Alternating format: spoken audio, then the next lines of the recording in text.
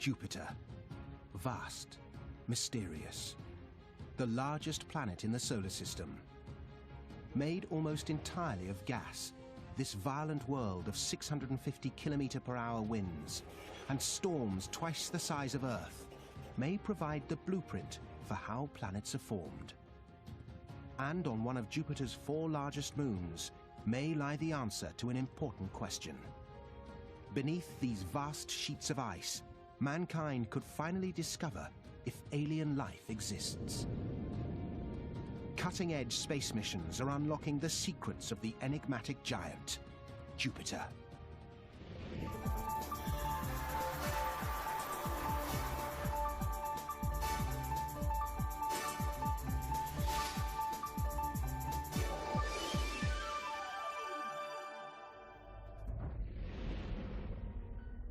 In the last 50 years, space missions have revealed worlds we could never have imagined. From the mountains of Mars to the methane lakes of Saturn. Yet one planet seems to capture our imagination more than any other. The greatest of them all, Jupiter.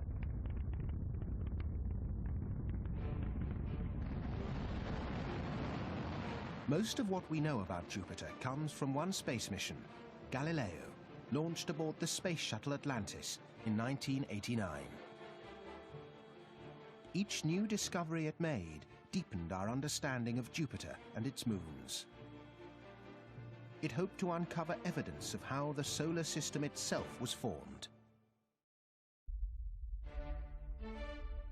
11 times bigger than Earth, yet probably without a solid surface, Jupiter is a ball of gas and liquid 145,000 kilometers across, with lightning superbolts 1,000 times more powerful than the strongest strikes on Earth, and a ring system like Saturn's, but too faint for our telescopes to see.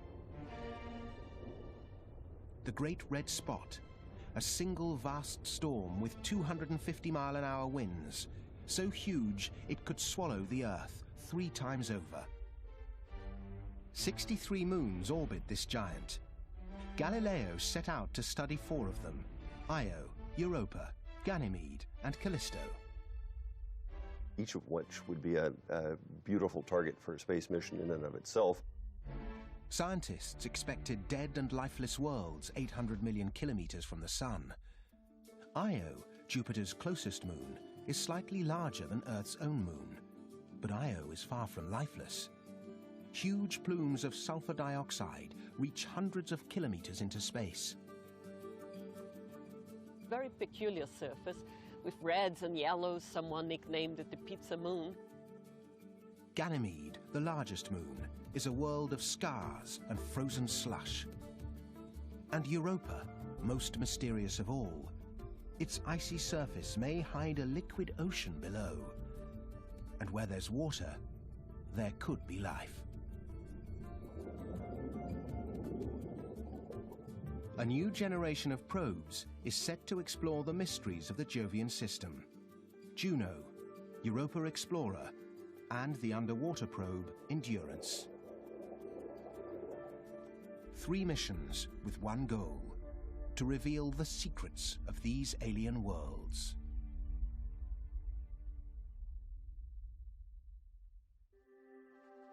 Before Galileo, previous missions could only look from afar.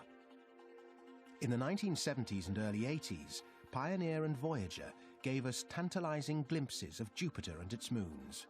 But they raised more questions than they answered. How did Jupiter form? What powers its vast storms? And why are its moons so geologically active? Before these questions could be answered, the team had to overcome a simple problem. Galileo was unable to carry enough fuel to reach its destination.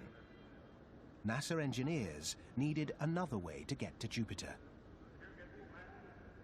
And they came up with a brilliant solution. We wouldn't go to Jupiter at all. We'd start by going to Venus.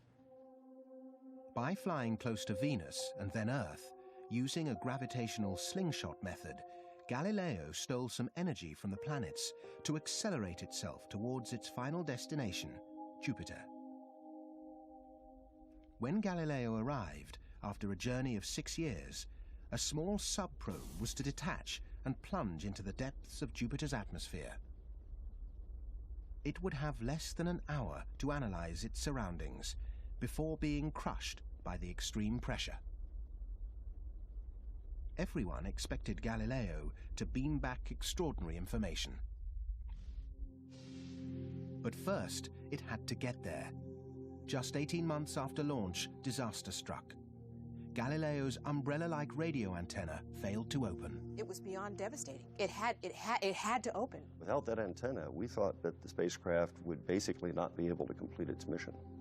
Back on Earth, NASA engineers scrambled to fix the problem. There were attempts to jolt it open. They thought perhaps it had just gotten stuck. There were attempts to, kind of go up and down, to try to get it to open. There was now only one way to keep the mission from total failure. Use Galileo's secondary low-gain navigation antenna to send data back to Earth. But there was a big problem. The low-gain antenna transmitted 10,000 times slower. Just a few % of the data Galileo gathered would ever make it back to Earth.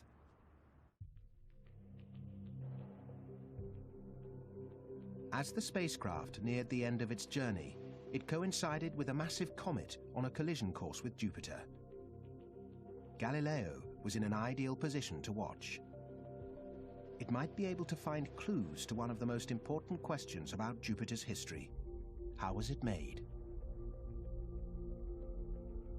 Previously, scientists believed that Jupiter was made from the leftovers from the birth of the Sun, a primordial planet frozen in time.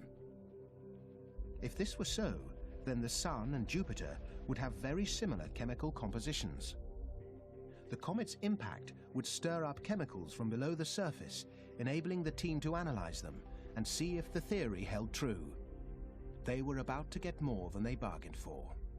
I just couldn't believe that we were going to get a chance to see one body in the solar system smash into another one. We had an up-close and personal view of this unique event. The comet's name was Shoemaker-Levy 9. David Levy was part of the team that first discovered it. This was going to be the first time that a comet collided with a planet, the first time in recorded history. And we had no idea what we were going to learn from it. The day arrived. On mountaintops and in space, more telescopes were trained on the same part of the sky than ever before.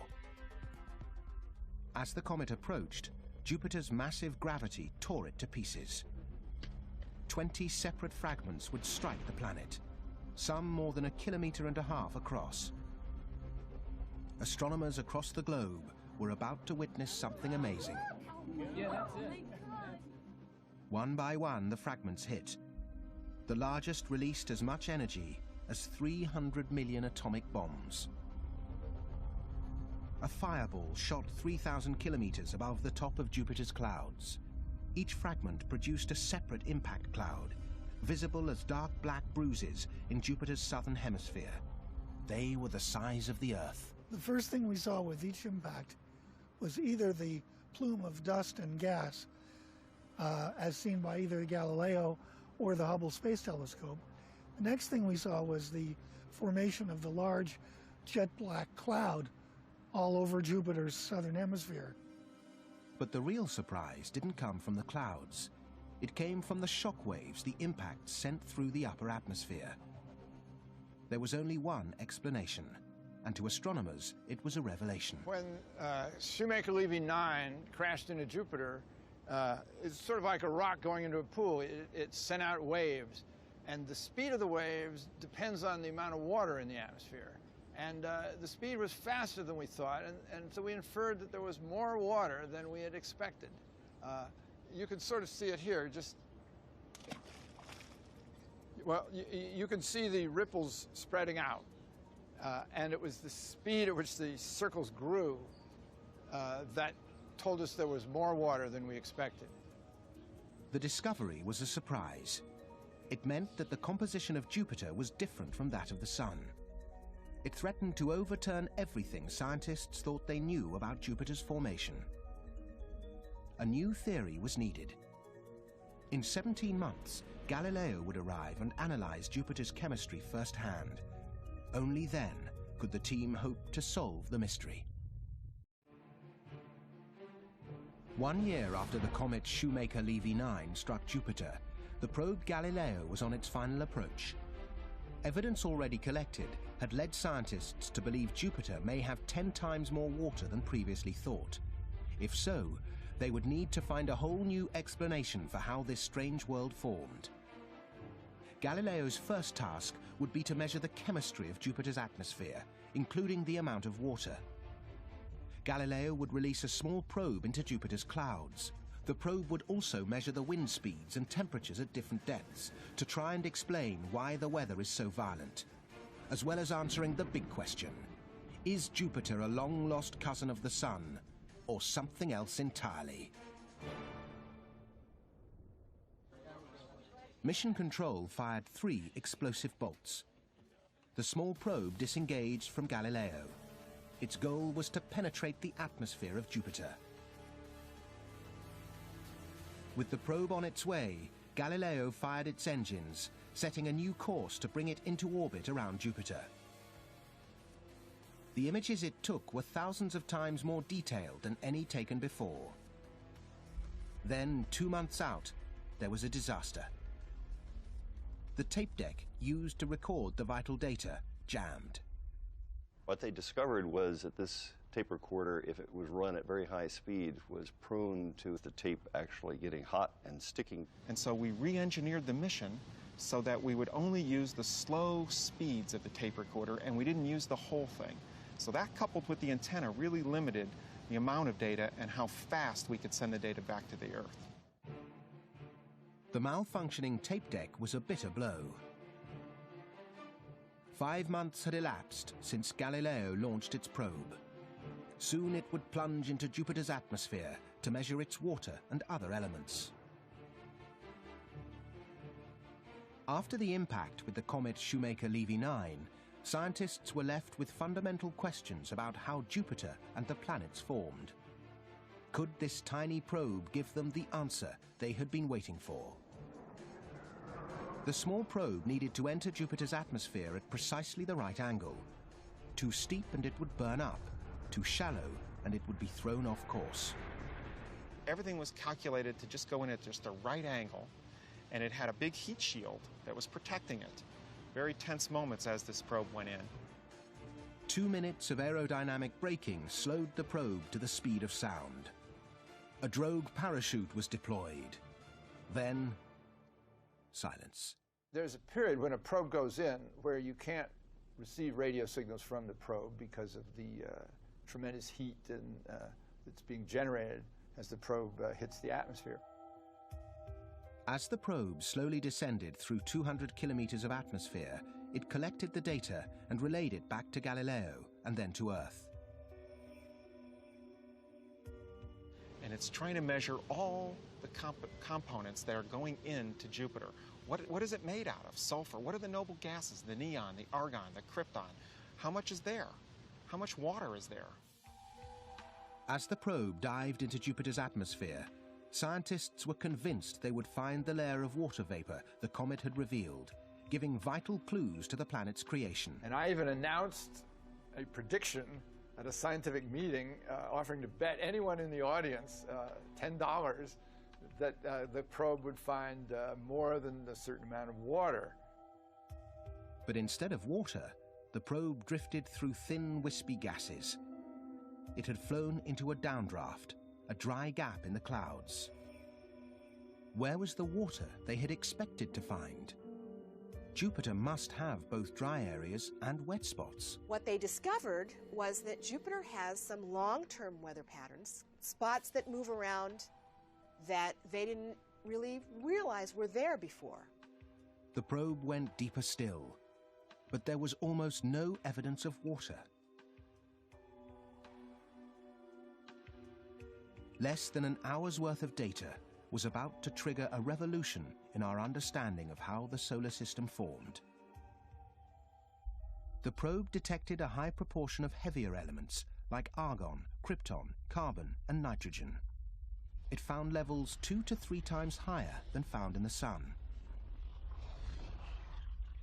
These elements only condense at extremely low temperatures, lower than the temperature found at Jupiter's present position. We learned that the atmosphere of Jupiter has chemical constituents that came in with very cold material from the outer solar system. For astronomers, the discovery was a bombshell. The presence of these elements meant Jupiter must have formed in a different way from the Sun. This little probe, in one felt swoop, showed us that all of our ideas of how planets were formed were wrong. We didn't understand how the planets were made, and we didn't understand the early solar system. The small probe's discoveries shocked the scientific community. Could the giant planet have formed further out in the solar system where it's colder, then migrated into its current position? Or did comets or asteroids bring the heavy elements and water to it? After 58 minutes, and before the answers became clear, the probe fell silent, burning up in Jupiter's inner atmosphere. The probe had given scientists some remarkable insights into Jupiter, its atmosphere, and how it formed. But questions remained.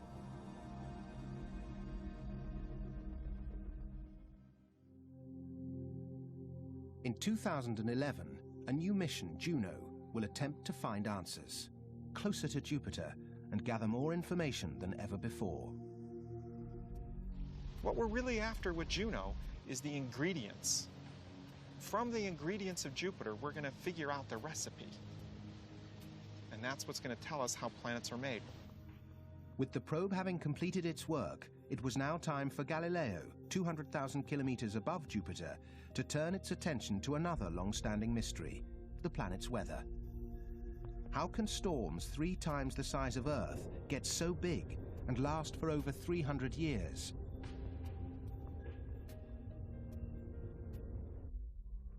Jupiter's weather is a maelstrom of swirling clouds, lightning storms, and massive hurricane-like vortices.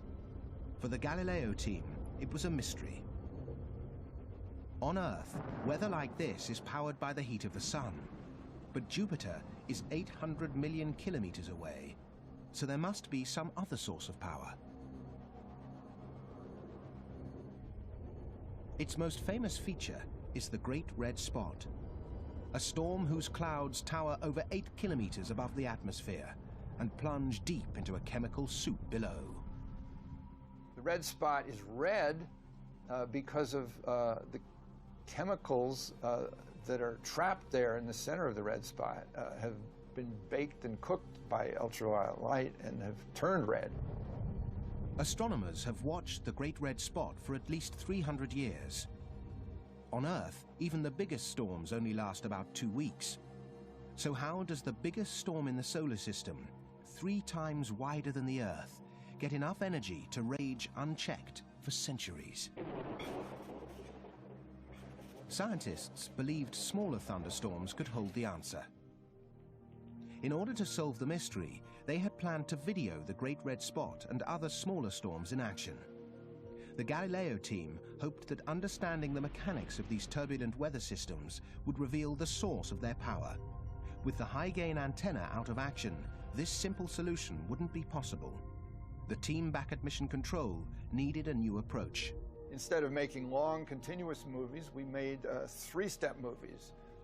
You watch the red spot, you come back a few hours later, you watch it again, and so it's just a 3-step movie instead of a continuous movie. Galileo homed in on a turbulent area of small white spots, which scientists believed were caused by convection or rapidly rising air. If these were storms, they would need to find proof. They needed to locate another of Jupiter's most extraordinary features: lightning bolts 1,000 times more powerful than on Earth.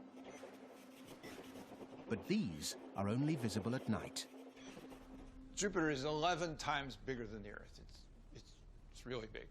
If you look at this globe, you can see a few intense white-colored spots, small, intense white-colored spots. And when we got around behind Jupiter and looked at the night side, it was those very white-colored spots that had the lightning in them, and no place else. So that identified where the thunderstorms were. Having identified the thunderstorms, the next step was to find out whether these small white spots can grow into larger ones. Galileo was in the right position at the right time. There were some white ovals that formed in the 1930s, 3 of them, and they had been around for 60 years when suddenly 2 of them merged. Galileo watched as 2 of the ovals merged to form a larger, more powerful storm. 2 years later, the 3rd oval also merged, forming one large storm in a belt below the Great Red Spot. And then it had slowly turned red, so that it resembled the Great Red Spot, but not quite as big. Nicknamed the Red Spot Junior, it was hoped that observations of its birth might also help to solve the mystery of where these large storms get their energy. Jupiter's larger storms swallow smaller storms. This is how something as large as the Great Red Spot came into being. It's like a food chain where the big fish eat the little fish and the little fish eat smaller fish. And the primary harvesters of energy on Jupiter are the little thunderstorms. This accounted for the source of all the energy, but it didn't explain why these vast storms last for so long. Conditions on Jupiter are so turbulent that the storms should blow themselves apart. On Earth, vortices such as tornadoes soon die out, but on Jupiter, vortices last for years. It is the fastest spinning planet in the solar system, turning 22 times faster than Earth. Scientist John Arnaud thinks this rapid spin explains the stability of Jupiter's storms. In rapidly rotating systems, vortices can be long-lived. It's very surprising. Normally we would think they'd shred themselves. They never do. What we've learned from these missions is that it's very coherent, is that it's very stable. When 2 different colored dyes are mixed in a rotating jar of water, the results are startling. At first, what looks like it's going to be a mess quickly turns out not to be a mess. Instead, we generate 2 large-scale vortices that you'll see are going to be very long-lived and coherent. And this is the idea. In rotating fluid systems, when you try to mix them, instead of just destroying any dye signal or any signal in the fluid, you get large-scale structures, similar to a Great Red Spot. Galileo revealed why some storms get so big and last so long. But scientists are still mystified by Jupiter's most distinguishable characteristic, its red, white, and brown stripes. It was assumed that some colors are rising gases and others sinking, but Galileo found this may not be true.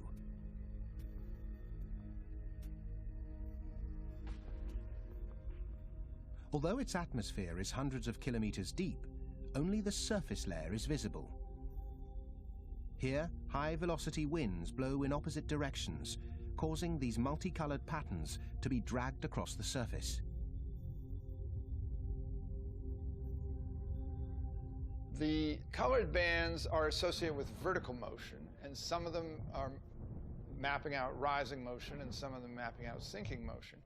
It may be that the rising motion happens at one level and the sinking motion happens at the same bands but at a different level. Scientists will have to wait until the Juno mission in 2011 to look through the top layer of Jupiter's atmosphere and see just how the planet is spinning. The 2011 Juno mission will orbit Jupiter 32 times, each orbit lasting 11 days. The orbits will pass over Jupiter's north and south poles, shifting longitude with every flyby to scan a new section of the planet. For the first time, Juno will map Jupiter's entire atmosphere down to a depth of more than 550 kilometers. Jupiter's vast weather systems may finally yield their secrets.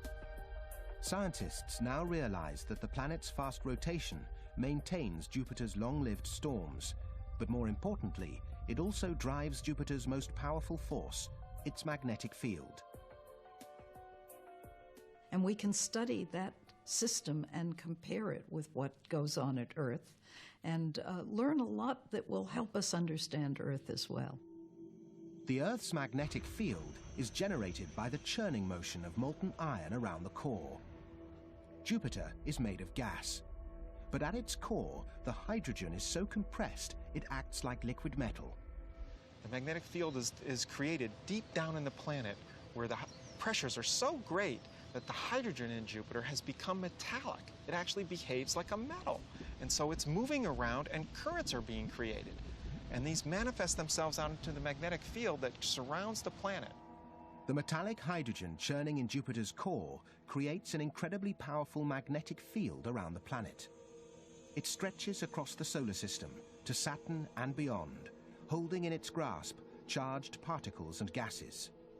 It's enormous, 50 to 100 times Jupiter's size and going across, and the tail is dragged out by the solar wind all the way back to Saturn's orbit.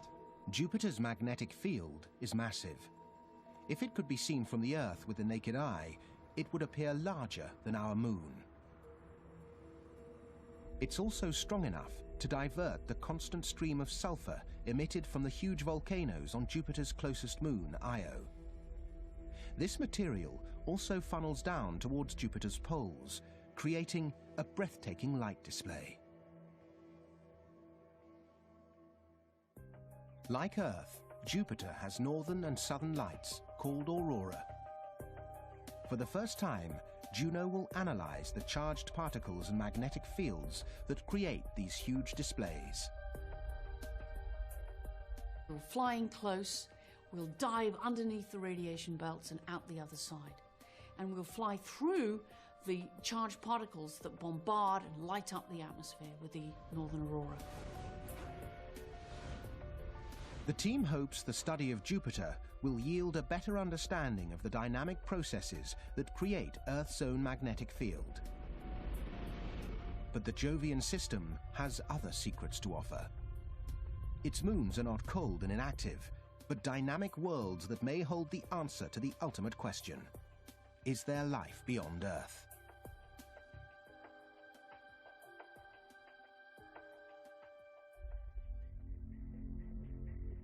The Jovian system is immense. 63 moons orbit the planet, some large enough to be planets in their own right. They're also an enigma. Small planets and moons usually cool faster. So how can these moons be so hot and geologically active now?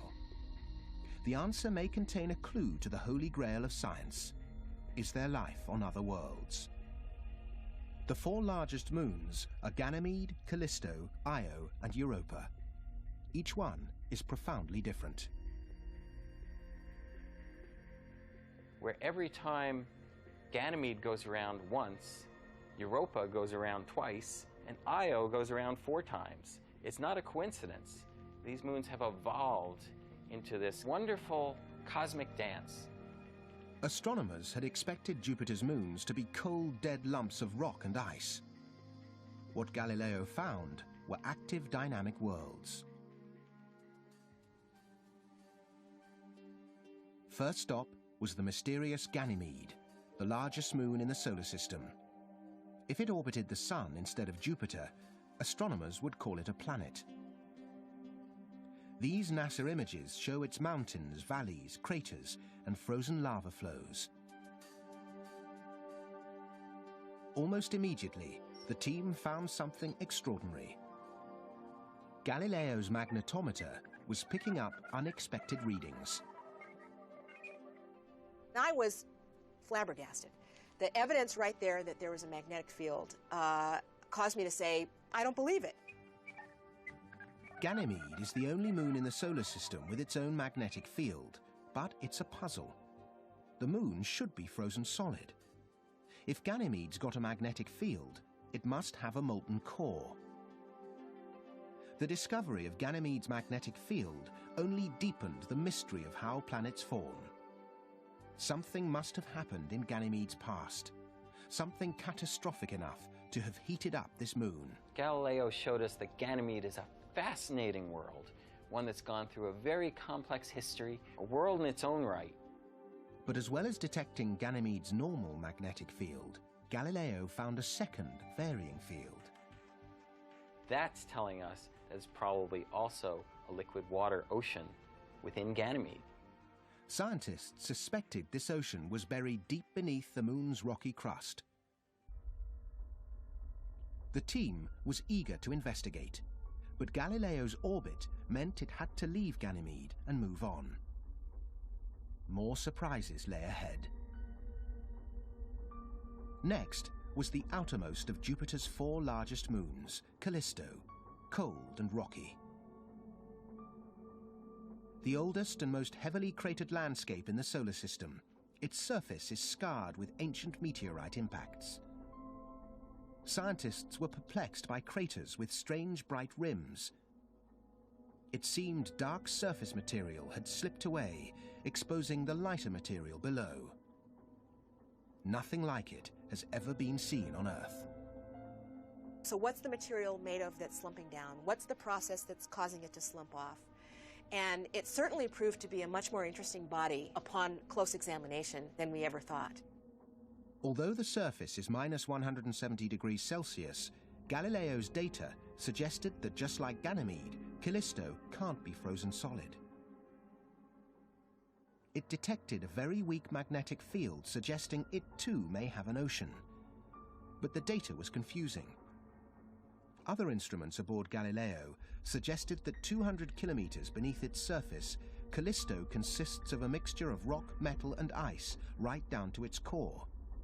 It was another mystery. The standard theory of how moons and planets form says that they should heat up when the material they're made of first joins together. The heat should then separate the rock from the ice. Strangely, on Callisto, it hasn't. That would mean it never got really hot in there. How do you make such a large moon and not have it heat up? We still don't really understand Callisto. Like so much of the Jovian system, Callisto raises more questions than it answers. We don't know what's going on inside the moon. We don't even know what material covers its surface. The story of Jupiter's next moon is equally bizarre. Io is the same size as our moon and is the closest of Jupiter's 4 large moons. It's the most volcanically active body in the solar system, with over 400 volcanoes, up to 200 kilometers across. If you could have a bird's eye view of Io, it would be really extraordinary. You would see these plumes that are hundreds of miles high, these enormous lava flows, and big lava lakes just boiling and bubbling away on the surface that is all really strange and has these colors of pepperoni pizza. Volcanoes constantly reshape Io's surface. Galileo's pictures were totally different from the ones Voyager had sent back some 20 years before. But how can a landscape change so dramatically in such a short space of time? Huge craters seem to come and go. The cause of their disappearance seems to be giant plumes of sulfur-rich gases shooting around 320 kilometers above the surface. We concluded that it was the plumes that were depositing fine material on the surface and actually erasing these craters over long periods of time. But as with Jupiter's other moons, there was a further mystery. This much volcanic activity requires an immense amount of heat. But where had it come from? Io, 800 million kilometers from the Sun, should be too cold, but clearly it wasn't. Could the answer be gravity?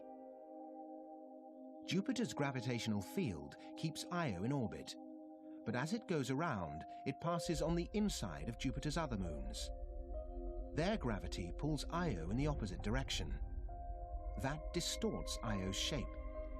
It's the distortion that creates the heat. As Jupiter's large moons orbit around the planet, they're pulled and pushed and squeezed as they go around in their orbits. And this creates heat, friction, and causes melting within Io of the rock to power its volcanoes. It raises tides on Io, very much like the moon raises tides on the oceans on Earth. Only on Io, the whole surface goes up by over 300 feet. Can you imagine what it would be like on Earth, like here in Los Angeles, if the crust of the Earth was rising 300 feet? It was an astonishing discovery. A world pulled apart, shaped by violent forces. Yet, as amazing as it sounds, of all Jupiter's moons, Io may not be the strangest. The next moon on Galileo's path was Europa. Its surface is covered in strange geological shapes and parallel tracks that cut across the ice. It's an ice world with an extraordinary secret. Could it harbor the ingredients for life?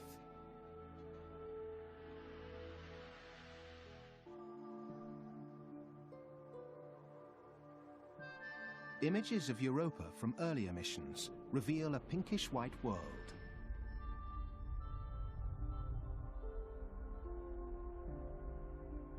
But Galileo found fewer meteor craters than expected.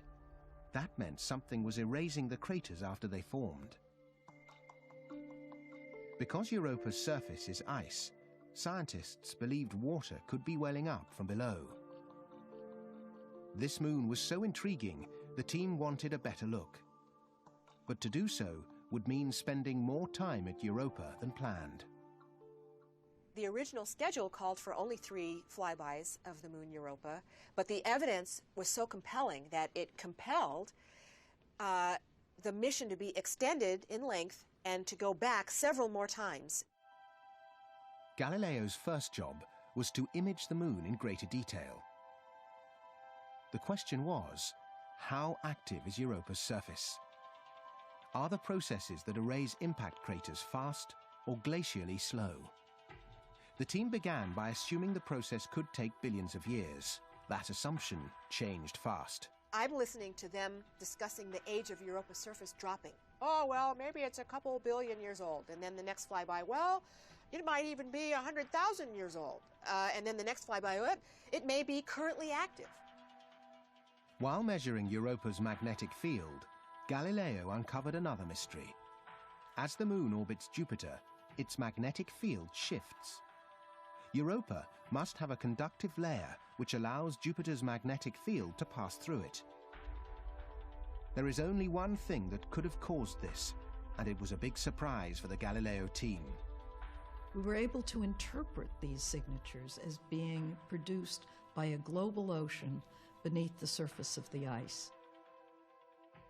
Scientists believed Europa's ocean was vast, covering the whole globe to a depth of 160 kilometers, making it the largest body of liquid water in the solar system. If this was the case, the team would first have to address a fundamental problem.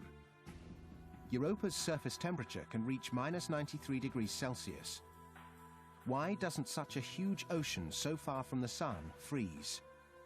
Astronomers thought the answer to this question might be the same one that drives the volcanoes on Io. Jupiter's gravity stretches and compresses the moon, creating heat within. It's the heat that keeps the surface in constant motion. This could also explain some unusual features found on Europa. Galileo images showed that ridges crisscross the surface of Europa. These are bizarre features that travel across the surface for up to 1,000 kilometers, and typically in pairs. That is, a ridge with a depression in the middle and another ridge. These are bizarre features like nothing we see on the Earth. At first, these ridges were a puzzle, but researchers soon came up with a solution. Planetary scientist Bob Pappalardo reproduces the effect with ice blocks in the lab. As Europa is flexed by Jupiter's gravity, its surface bends and cracks and makes fractures through the ice. Well, as it's squeezed and bent, the ice slides back and forth along these fractures. Now, this can create heat as these blocks move by one another. And that heat can warm the ice on either side of the block, and that warm ice rises up to form these strange ridges that we see. these tracks that seem to go across the tundra of Europa. Galileo revealed a world in constant motion, evidence of heat hidden below the ice. Flows of material on the surface are possible evidence of ice volcanoes or geysers.